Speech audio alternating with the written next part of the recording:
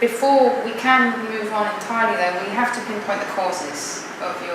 your affliction. And I think you did very well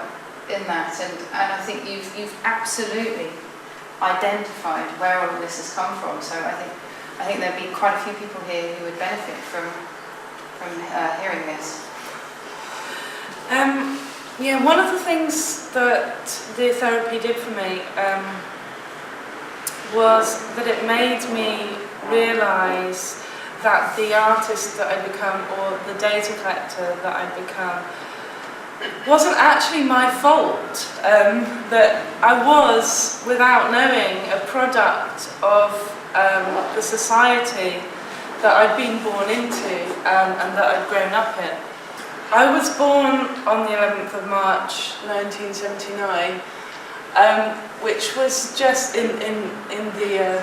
London Borough of Ealing, Greenford and Southall district. That was just 54 days before Margaret Thatcher was elected to power in this country.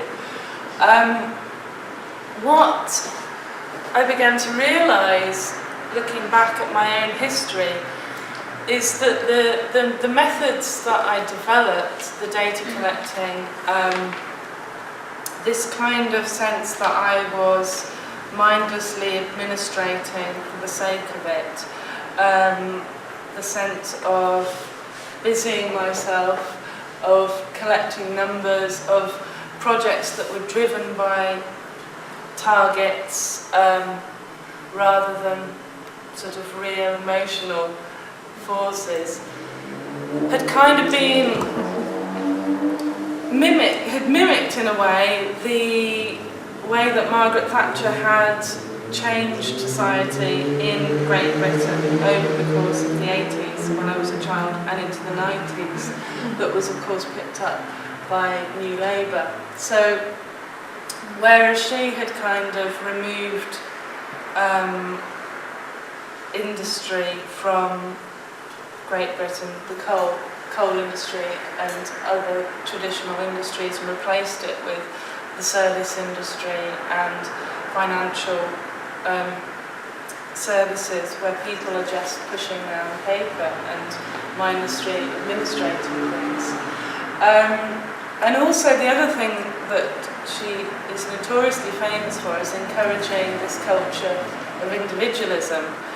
so that people no longer look to society but they look to their own lives as though their own lives are the most important things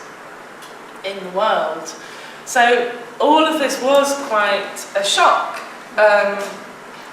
when I came to terms with it, and that it felt that I almost needed to, possibly at this point, have a mini revolution against this upbringing that I'd had and the society that I'd grown up in.